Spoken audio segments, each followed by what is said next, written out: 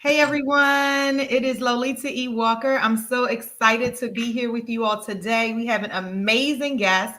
We have Mr. Gerrod Tyler from Free State PTA, and we are so excited to also have Miss Harris, who I gave a special shout out to. She is just so amazing in District 9, and so I'm glad you were able to make it today. Good morning, good morning.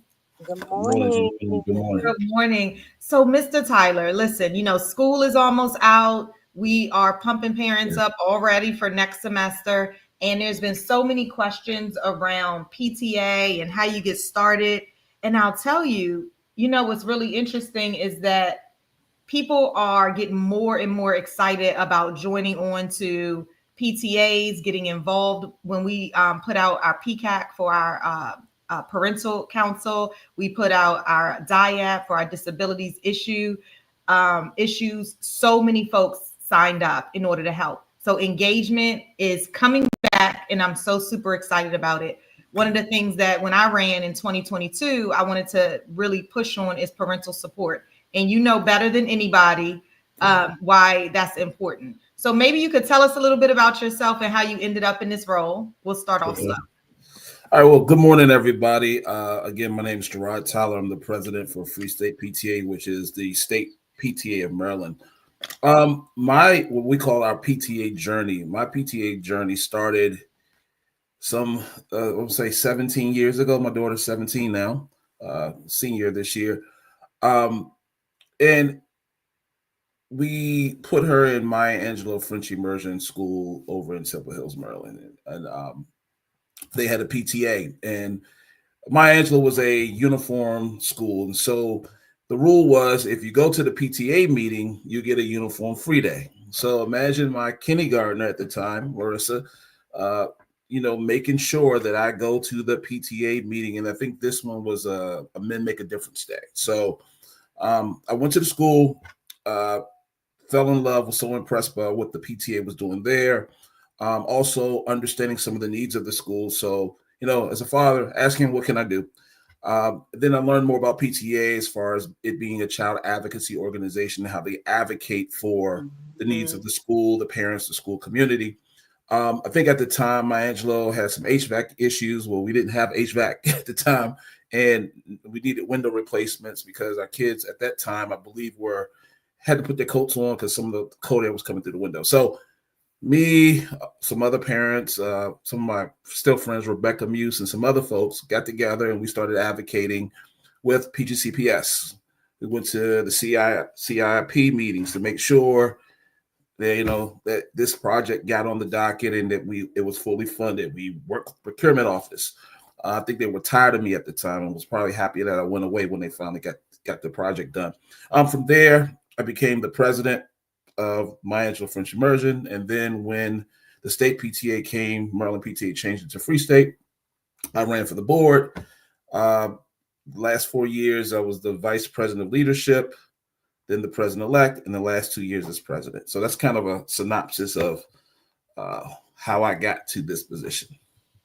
That's something when your kids tell you, listen, you need to get involved because it's really interesting. And I know my journey, and I know Miss Harris has been really active on a PTA as well, is that this is the voice. You become the voice of the parents. That's why it's so important, because I think people underestimate the power that PTAs have as a collective, so that Yep. you really can shift or implement how you want to see the culture inside of the school.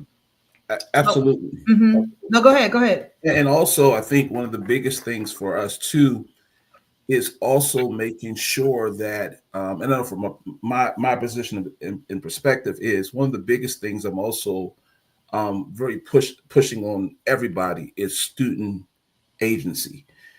Because a lot of times when we talk about issues and we are meeting and having these issues discussed, whether it be school to prison pipeline or, how students are often left out of the conversation, and they're the ones who have to, their boots on the ground. They're the ones who have the current perspective. And so we balance, the parent engagement, but center also around student agency, along with working with our partners and our stakeholders to make sure that the resolution that we're pushing towards, it meets everybody's needs. And so I just wanted to add student agency is huge. We have a student member on our board that has given us so much insight. I know PGCPS has one as well, but it's just so important that that student agency is also included in that. But the parent voice, the student voice, and plus because PTA is a independent non-profit, a 501c3, we're not aligned to PGCPS. We can go and advocate. We're not beholden to certain rules. We can go and just advocate to the state and to all the different entities That's right. for the needs of our school communities. Absolutely. Well, talking about your independence, I'm wondering if you can talk to us about there's folks that's watching on or will watch the replay and say, my school doesn't have a parent organization. How can we start one? How do you link in with them? How can they connect with you? Sure. So the first thing you do if you want to start a PTA is to reach out to Free State PTA. You can reach out to info@fspta.org and just state, hey, I'm Susie Q, and I would like to start a PTA. I'm interested in starting a PTA at my school. And what we will do is we'll meet with you, also in your principal, and then go through presenting, the true structure of PTA. We'll talk about how we're Maryland's largest child advocacy organization. We'll talk about we're the oldest child advocacy organization, and National PTA is the oldest child advocacy organization in the nation. And we'll talk about our mission and our values. We'll talk about the structure of PTA and how there's oversight from national, then the state, into the local unit, which is the PTAs in school, and our mission and our values. And then we'll go into the process of, how to start it. We walk you through all of that. So there's never a point when you're starting a PTA, you never have to do it on your own. We're trained to do this work. And that's what separates us from other parent groups. Other parent groups, you're pretty much on your own and you have to figure it out. With PTA, we actually have assigned people. We have what we call our field services committee that will come in, help you with the chartering documents, help you with the IRS, often pay for the fees, to get you started, along with your insurance and other things. We make sure that you are compliant with all Maryland nonprofit law as well as the IRS. So there's a lot of things that I would say other parent organizations with the right spirit, right heart set, but they may not understand all the compliance pieces. Well, we do. And so we guide our PTA leaders to ensure that they're compliant at all times. And it's a requirement. It's one of our standards of affiliation that you have to file every year. You have to file your 990. You have to file your annual report. You have to do your Maryland charitable registration and things like that before you start getting money. Because, of course, if you don't, and then there's a dispute, then you have, a larger legal issue on your hand. So, and we also require all of our local units to have insurance. So we have an insurance vendor that's specifically for PTAs. So you are covered if there's theft. You are covered. So we have a lot of infrastructure that we provide. But to start, all you have to do is reach out to us, and then we'll meet with you, meet with your principal, because we believe in the school principal. The principal partnership is also critical to a PTA. They're our partner. So we'll do that, and then we'll go ahead and get everybody started. Oh, that sounds great. And definitely, Miss Harris, whenever you want to jump in, just go ahead and jump in. Yeah. Well, Go ahead. I am so glad you have Mr. Tyler here talking about the PTA, because the PTA is one of the most practical action that anyone in the community can use to help. It's an established organization. It's by the people, for the people of that community, and the PTA is absolutely great. It's and one thing that was mentioned was, like, you can have this heart, this wonderful heart of wanting to do awesome things for the students, for the kids, to be an advocate of your community, and then it falls short because there's no system, there's no structure, and the PTA has been established for a very, very, very long time, so it's not something that is new. And then they also have the resources for people to thrive. Like, the biggest thing for me is just to make sure that, like, not just, I mean, I'm Clinton, ride and die District 9, part of that community, but any community, just to utilize that social and economic systems so that we can mentally and physically thrive, and if and the PTA provides that. It provides that avenue where not only are you looking at, the information, the policies that come from the Board of Education, you work hard for these policies to make sure that the students are being looked at from not just District 9, but just for PG, Prince George and County. But Mm-hmm. then who's making sure that those policy is being implemented in those classrooms and in that school?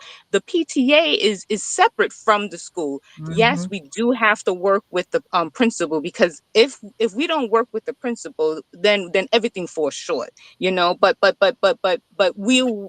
But it's just a great thing. And then also I Mm-hmm. wanted to voice, it's not just for parents who have kids in that school at that time. It is Yep. for the community. The community can get active in that. So I just wanted to stress that, like it's not just for in the kid parents, who have kids in those schools, elementary, middle school, or high school. It is for the community, and that's how a community strive. If it's that's a rudimental.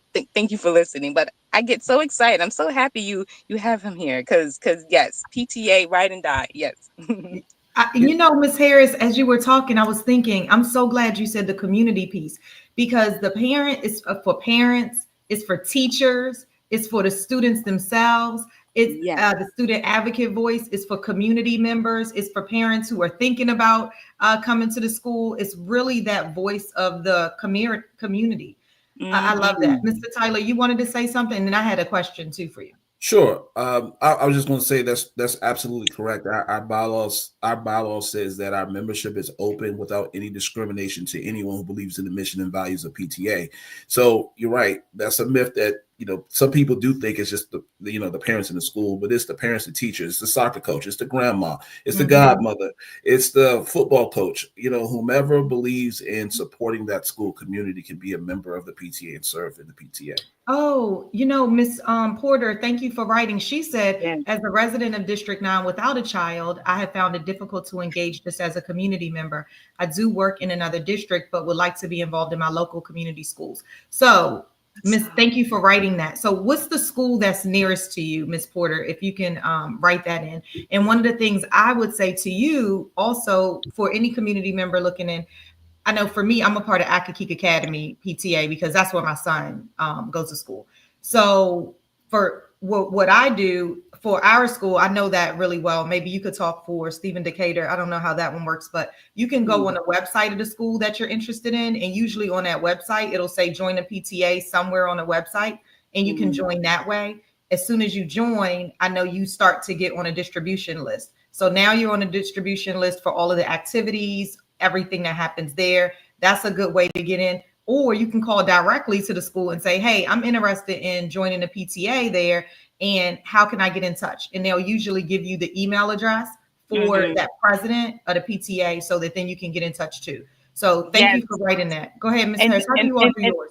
and that was something that I was about to put out there as a call of action. Like, if you are if you do not have a child and Mhm. you are part of that community, one of the things that you can definitely do is find out what elementary school you live by, what middle school you live by, what high school you live by, and just what was mentioned. Like, you can email the school, you can go up to the school and just let them know, I want to be part of that email list. And then the Mhm. next step is just to commit to, and if there's not a PTA, then the next step is to Mhm. commit to establishing a PTA, or commit to participating in where there is a need in that school, because it is all about children advocacy. And those kids don't have a voice yet. But if they see the parents, they see the adults, their community members speaking up for them, they're going to change the world by that action. So please do not stop just because you sent out an email or you called someone.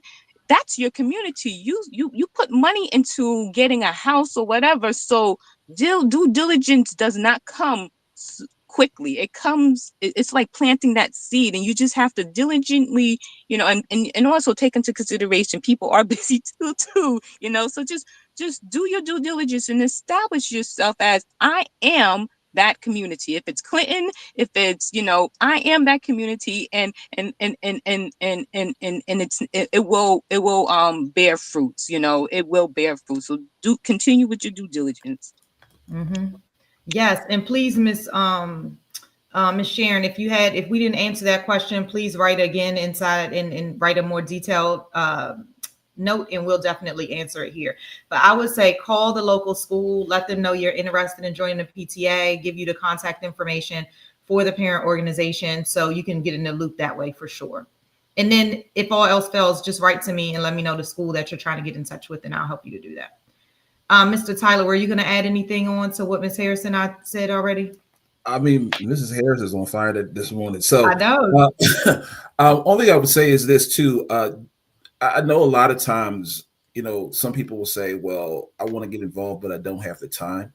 Mm-hmm. Even if you just buy a membership, it helps. It really does.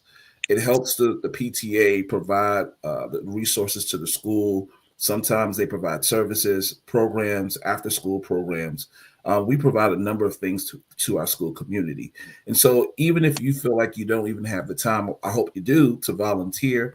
Mm-hmm. At the very least, just support your PTA, the PTA in your school, by just buying a membership. I buy memberships to like 6 or 7 schools every year just to support. And so, I would just encourage folks to do that. There's so many ways you can support a PTA, but the first step is, of course, to just buy a membership and just be a member. Oh, I love that.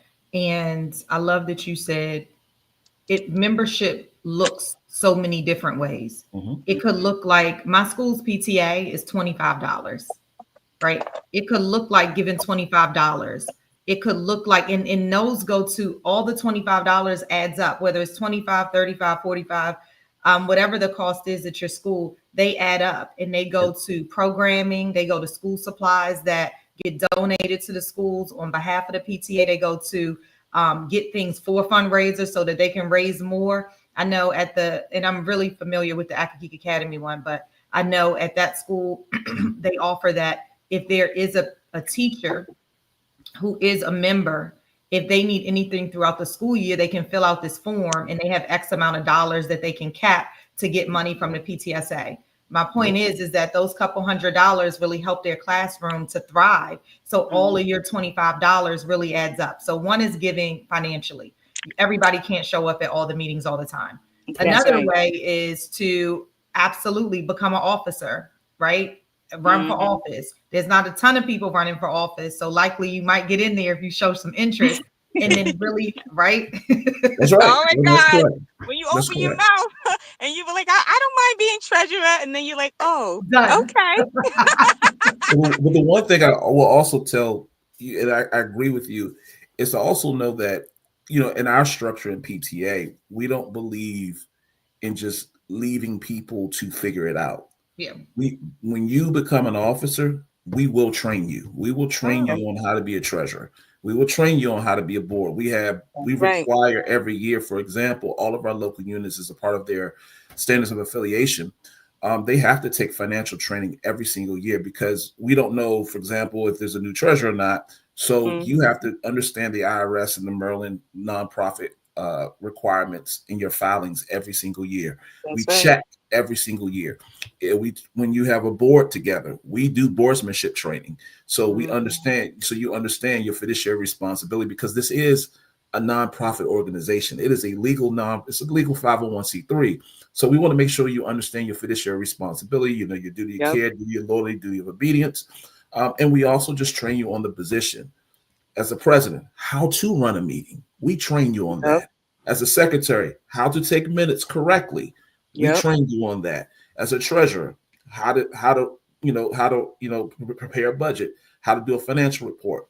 We also, just for a perspective of transparency, we require all of our local units to do a self-audit. We call it annual review every single year. We train you how to do that.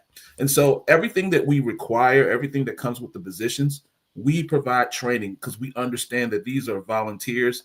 that just want to do great work for the school, want to help out.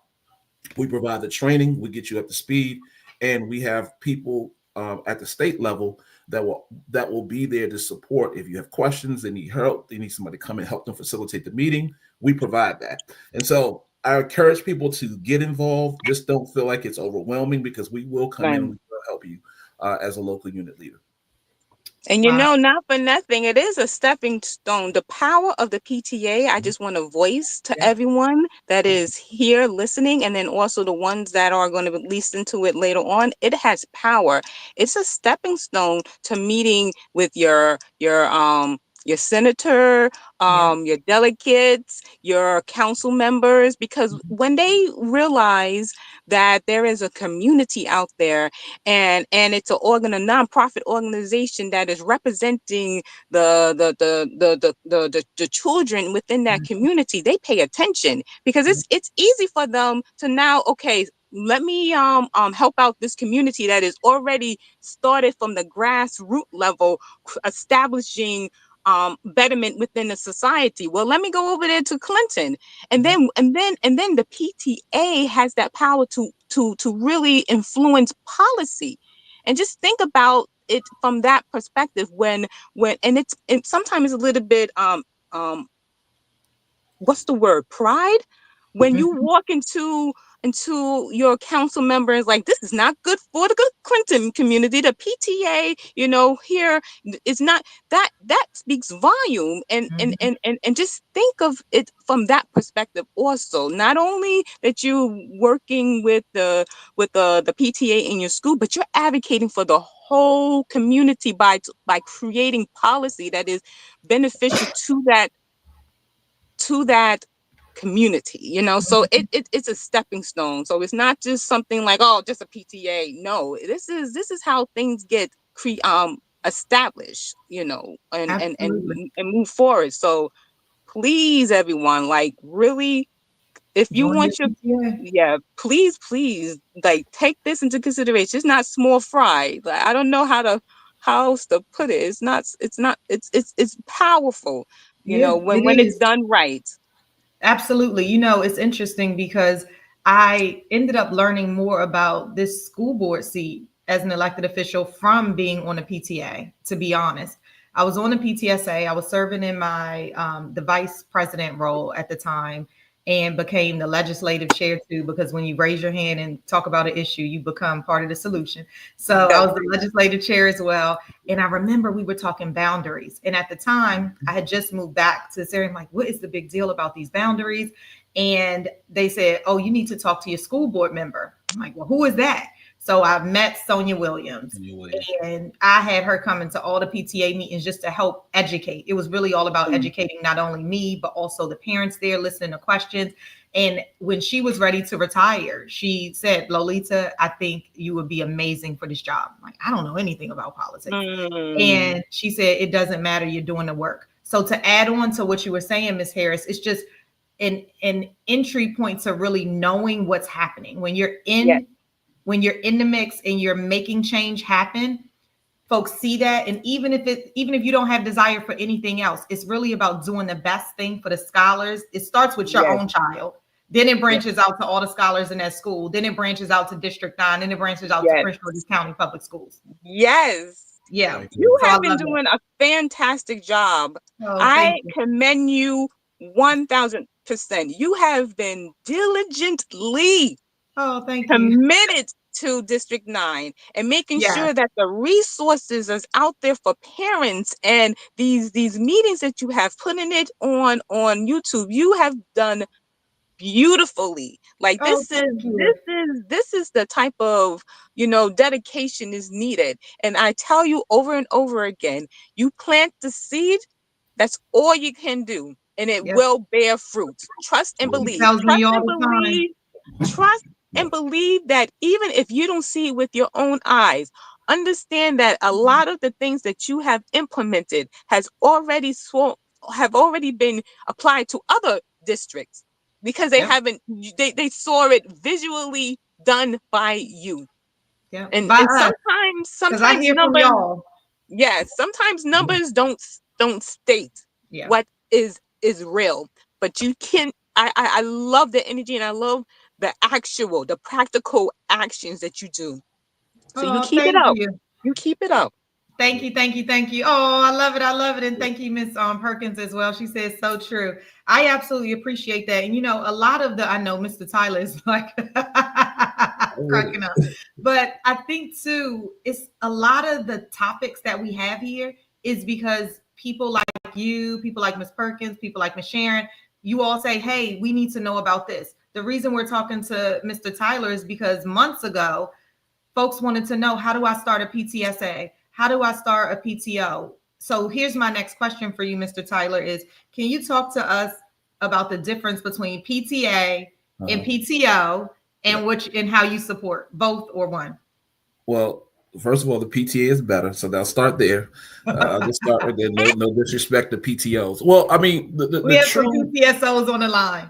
Oh, no disrespect to you guys, but the true difference between a PTO and a PTA, it's a PTO is more of an independent organization. So when you are a PTA, we have a focused mission, focused values, focused directive that we are a child advocacy organization. This is all about the mission, which is to make our children's dreams a reality. So PTOs can kind of do what they want to do.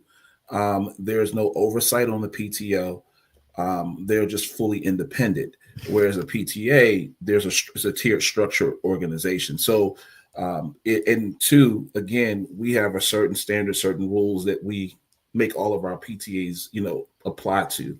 PTOs are kind of more of a free will type of thing. And so that's really the major difference. And so, depending on what PTO you go to, they may form for a different reason. Whereas a PTA, we're all centered around our mission. We're all centered around our values. We are all centered around our structure, which is to build a school community. And that's not to make a PTO bad, but again, and then the other thing, like I said before, with PTAs, we bring resources to the school. And so, of course, we have the state PTA, which is Free State, where I sit at, and then national PTA with our partners. We bring programs to the school. So we offer grants to our PTAs. So, for example, our partnership during COVID-19, our partnership with Walmart brought, mental health resources to the school. Our partnership with Google, where it's digital safety to help combat cyberbullying and things of that nature. So those are all other things that we bring to the table. But that's really the major difference in the PTA and PTO is really in the structure. And then, what PTA has a focused mission, where PTO, it varies depending on the organization. Okay, that's good. I was trying to type it at the same time. I know Miss Perkins said enter side eye because she's from a PTO No, organization.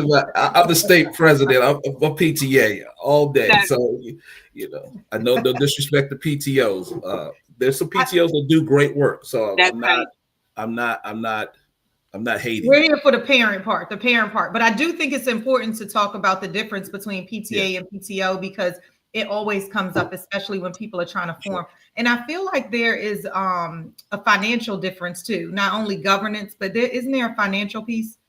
So when you pay, right. So when you do PTA, whatever you pay, you charge for your dues. A certain portion of the dues pay your state and your national dues. So it's like $4.25.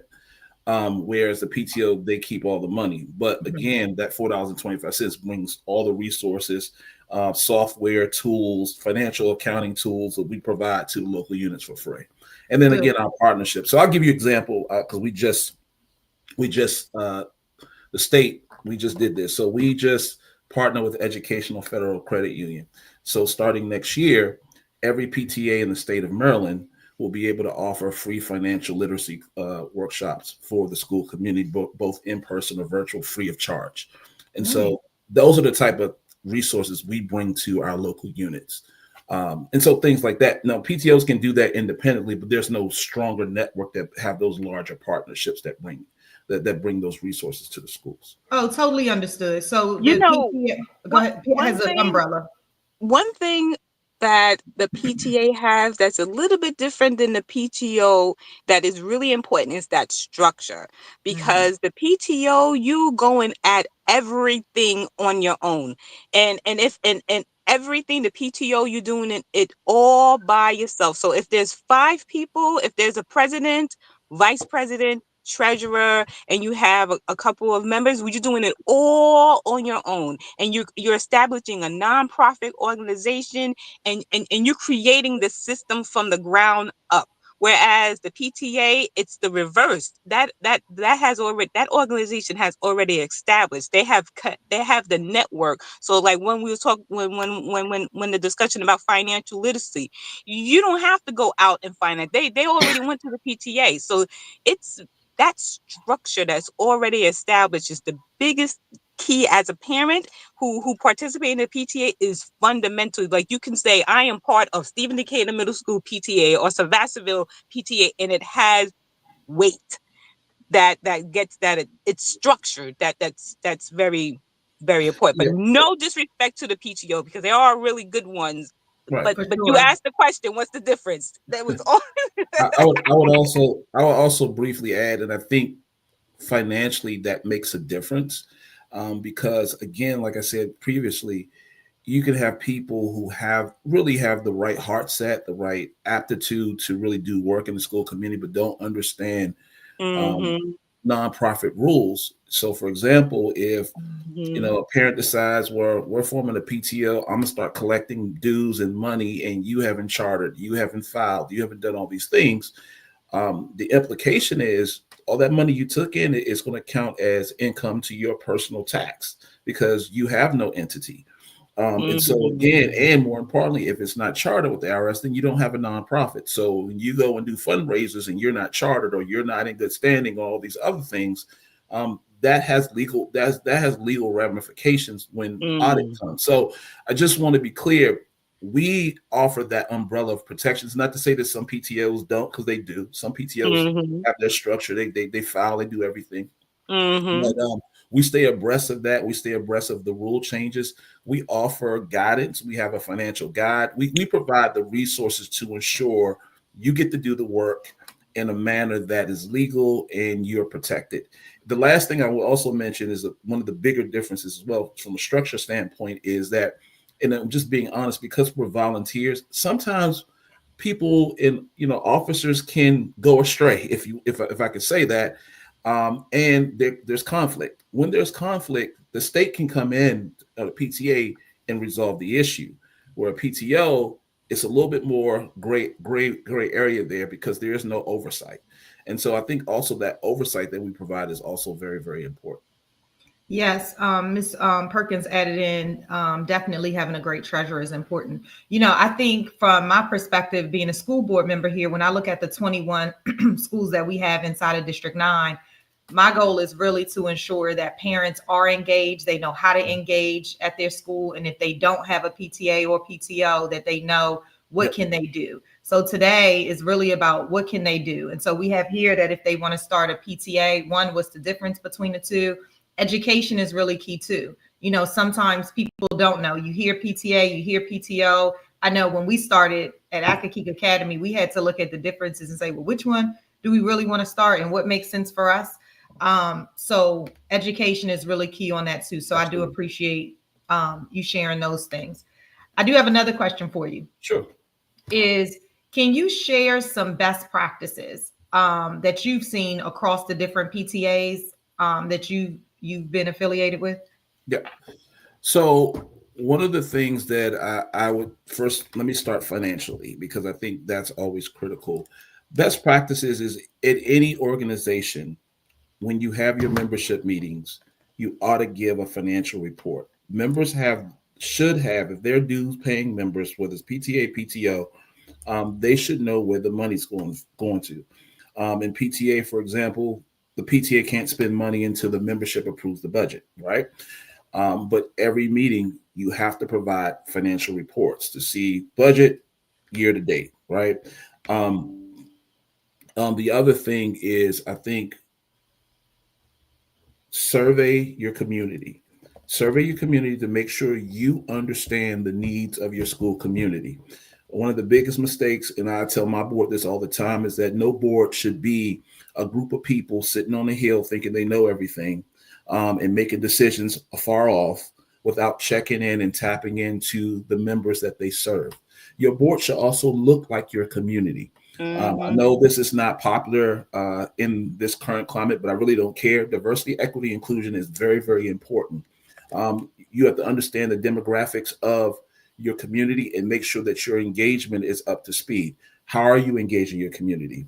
Do you serve a more bilingual community? Are your communications in a manner that it really encompasses everybody?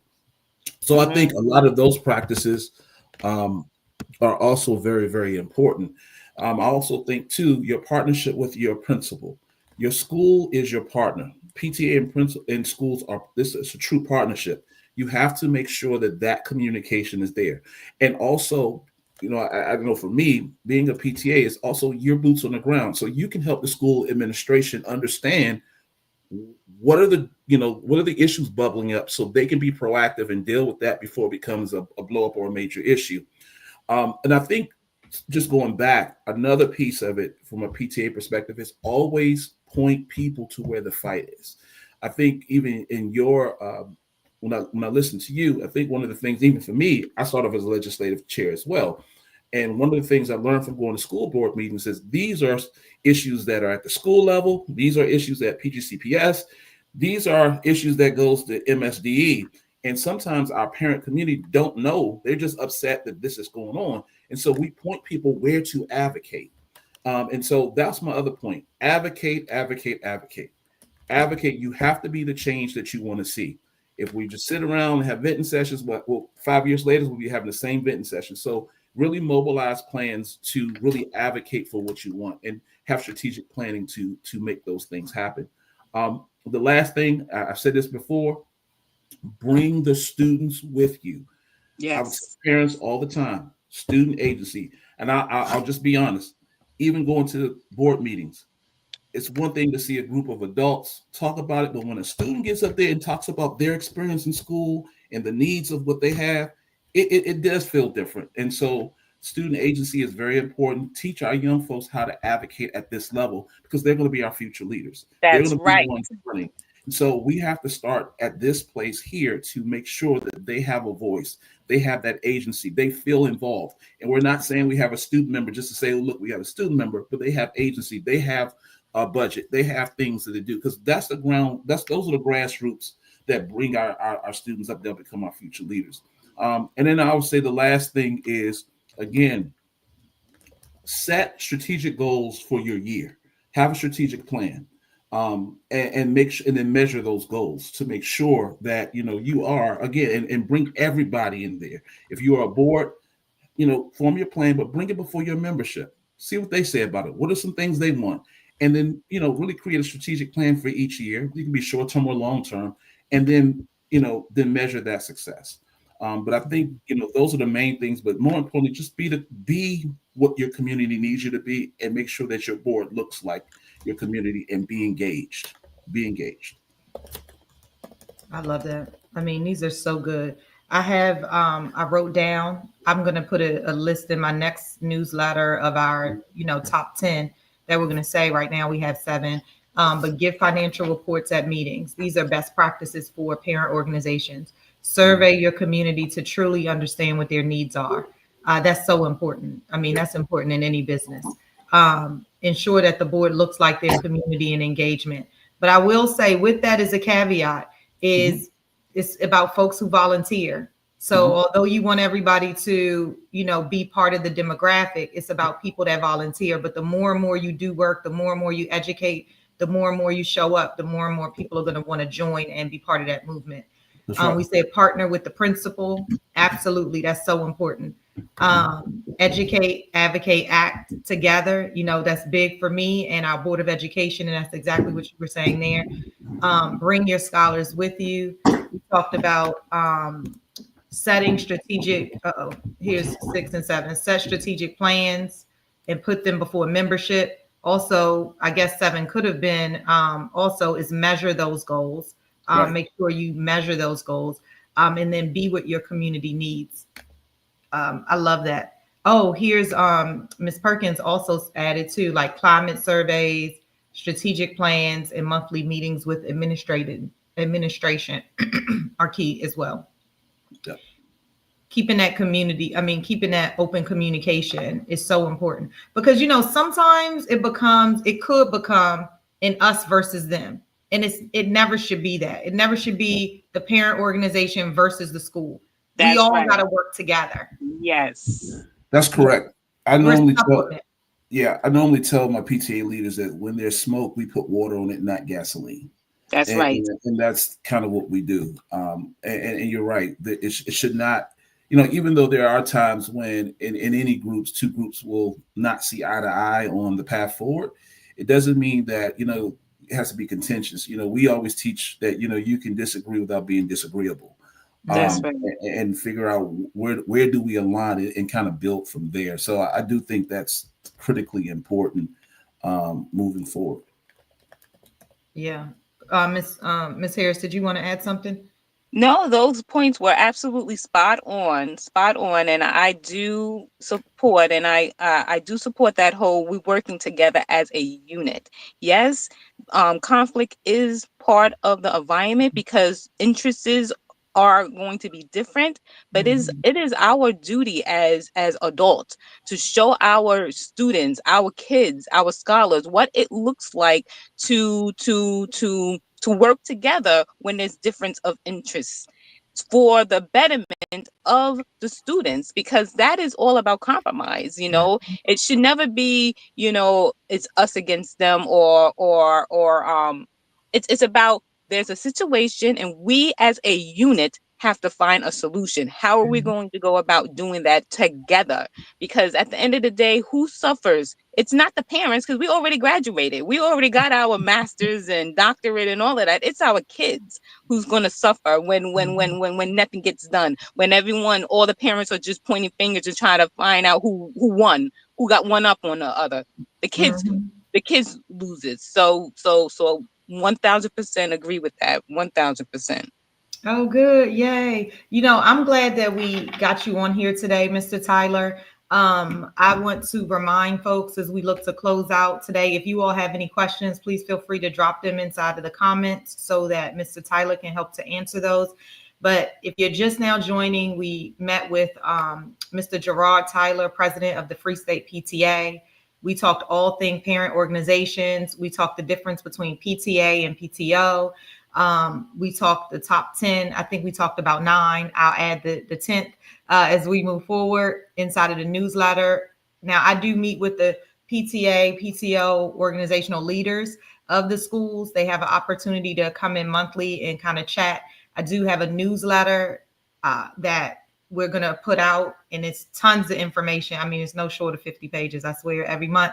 I know it's a lot of pages, but some are pictures around things that have happened in District 9, but some are information for resources in September. Oh, in September 27th, I haven't put it out yet. But if you're available, Mr. Tyler, or anyone in your organization to come and have a table, we're having a resource day. And I'm combining districts. It's a District 9 Parent Community Summit. It's my 10th. So this one will be pretty big, hopefully. And we're going to have a resource fair. We're partnering with a local chapter of Alpha Kappa Alpha Sorority Incorporated. And I'm going to bring on District 7, who is Felton Moss, as well as District 8, who is Zakiya Goins McCann. So we'll have 3 districts together with the new student board member, and we're going to be talking top issues that's of concern. Have some folks there from PGCPS in order to talk, and then we'll have some tables for resources as well, like academics, PTAs if they want to come by. But it might be good for you to be there, or someone from your organization. Absolutely, I would love to be there. The Free State PTA is about 72,000 members strong statewide. And we just launched the Prince George's County Council of PTAs. So that group I'll make sure that group is there, present. I'll connect you to those leaders as well, and I'll be there as well. We'd love to be there and support it as best we can. Oh, that would be so amazing. I'm so excited. And you know what? It might even be worth you all saying a couple words up there about this PG. You said Prince George's County PTA? It's a council PTA. So we have larger counties. Prince George's County, Montgomery County, Baltimore Yeah. County, we will establish a county PTA to Oh, just help the PTAs, advocate I didn't know. at the county level. So we just chartered that organization. It's off the ground. So and I'm very excited about it because I'm from Prince George's County. School, TIAC, it's Isaac Gordine. We used to be Lower District Baltimore, 8. Isaac Gordine, and Friendly High School, Hmm. my school. So, very, I'm a PGCPS alum, so I'm very excited that that's there to again provide again additional layers of support for our local units in Prince George's County. This is so good. I didn't know about this council, but so do you all have, I'm imagining, regular meetings, or can the public join in? How do our PTAs and PTOs? So Yeah. it's all the PTAs in Prince George's County and in PTOs when we do our trainings and things of that nature. Uh-huh. It's always free for PTAs because their dues pays for that. PTOs will be, on trainings will be able to join. I think there may be fee or Sure. something, but they'll be able to come in and get that as well. But more to come on that because we're still, planning for the next year. Still doing our strategic planning process as we speak right now. But yeah, we're going to provide support, advocacy, and even with PTOs, especially in the area of advocacy where we can align in advocating, we'll partner with whoever shall come, we'll go connect, align strategically, and go advocate for the needs of our school communities in Oh that my way. gosh, so many things. We should definitely talk because on the school board, we actually have a policy and governance committee where our focus really is educate, advocate, act together, where we Mhm. have parents that join us to go to Annapolis. Ms. Perkins went with us to Annapolis. I know parents write letters around our key strategic Mhm. priorities for legislative session. We're starting to talk about it now, what our key priorities are. So this will be, I think this is amazing to Yep. be a great partnership in the future. Absolutely. Absolutely. And we also do the same. We have, every year we have our legislative day in Annapolis as well, where we go and we have our legislative agenda. So we help local units, Mhm. provide all those things and create those things. So, from whether it be, the local legislative agenda to the county or the state, national as well, all the way down. Even we go to Congress every year too for, we call it LegCon, a legislative conference. We do that. So we do both Mhm. county and This is so exciting. I had no clue you all were in Annapolis. Annapolis. Yes, they absolutely, are. Yes, they are. absolutely. We have a partnership with MSDE too. So Dr. Wright has been amazing. Perfect. Okay. We sat on a number of tasks. I know you got to go, but we sat on a number of No, task no. force, um, student accountability, attendance. You name it, we pretty much have a voice. And that's what we work hard for is to, have a seat at the table to provide that input, to represent our school communities, represent the parent voice. And we, again, like I said before, I always push for the student voice as well, because we need to hear, we need to hear from, what their experiences are. But we sit at the table. And that's what I always believe. You have to have a seat at the table, be the change you want to see. And so we do that. We work hard and we advocate and build partnerships. So we're happy to partner with with you, with again with PGCPS. I think some of the people that I align with, Dolores Millhouse and some other folks. We all talk and we all figure out ways we can support one another. Well, she actually is the one who helped get in I touch know. with you for this one. Yeah. So thank Yeah. you. I got to thank her if she's watching. I'll Yep. definitely let her know. So thank you, Miss Millhouse. Really do appreciate that because I'm just so big on parental engagement. And if that could be just an impact that's left, during my time here in District 9, then I think that will be well worth the price of tea in Absolutely. China, I'm telling you. Or Absolutely. in Prince George's County in District 9. The price of Absolutely. tea at Mix and Mingle Coffee Lounge. That's in District I 9. I Yeah. know that's right. Yes. Love that place, by Had the to way. bring it back. Love District mixing. 9. We love it over here. So listen, I want to just go around, make sure we capture all we can, but I am going to get in touch with you because we're planning our legislative day really for September. I'm talking our PGCPS in partnership with the Board of Education local legislative day for September the 19th is what we're planning for, which is a Friday. So I will send an email to you offline, Mr. Gerrod, and put you in connection with our our policy and governance chair, because I think that, just knowing that we have so many synergies, especially around educate, advocate, act together. I think it'll be great for you to be inside of the room. So we'll try to make that happen. Absolutely. Love the help. Yay. And Ms. Harris, thank you so much. I'm so appreciative of you. I really, really am. Yes, ma'am. Now I have a question. On the 19th, is that something that a constituent can be part of? Well, typically it's for legislators, Got it. but I'll write you offline But for it, okay? Because I don't think that, for folks that if are it always if it's engaged. not if it's not, I'm fine. I just you know me. Anytime if there's something Absolutely. that a citizen of this of Absolutely. Clinton can be of use, I'm there. But if it's not, if that's not the place on the 19th, I'm okay with that too. I don't Okay. need to be everywhere. Well, typically, what I will say is the 27th, we definitely want you there. That's at the Academic Academy for the flyer will come out soon. That's for the resource fair for September. Yes, The ma'am. one on the 19th is really it's a PGCPS legislative day in partnership with the Board of Education. And standardly, what it is has been for us to talk to our legislators about these are what the priorities are as you get ready to go into session, so you can really start thinking a little bit. There are some scholars that are there because the voice of the students are really important. But let me talk to the team because, I'm not opposed to us having a table of parent and community advocates from each of our districts to be able to, hear what's going on, hear what the input is, participate. It's going to be a work session this time.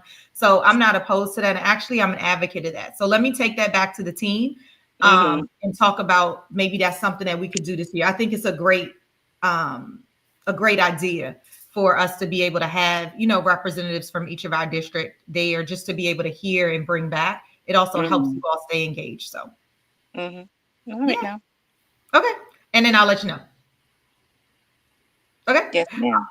All right, guys. Well, thank you so much. I don't see any more questions. I will put our top 10 inside of my next newsletter, which I will be putting out a newsletter in July, even though we're on break. But we want to make sure we always have communication going out. And there's a lot of stuff going on. All right. So, Mr. Gerrod, I'll be in touch. Ms. Harris, thank you so much. For Ms. Sharon and Ms. Perkins, thank you all for writing. And for everybody else who's watching in, thank you so much for being super engaged. Be sure you take the Take 9 challenge. That means send it to 9 people so that they too know about parent organizations and why it's so important to get involved. And membership looks a million different ways. So we need you. We need your voice. We need you to forward. We need for you to pay your fees. We need for you to come to meetings. We need for you to do all the things. All right. Thank you so much, guys. Thank you. Thank you for having me. Okay. See you later. Bye. Thank you. Bye. Bye-bye.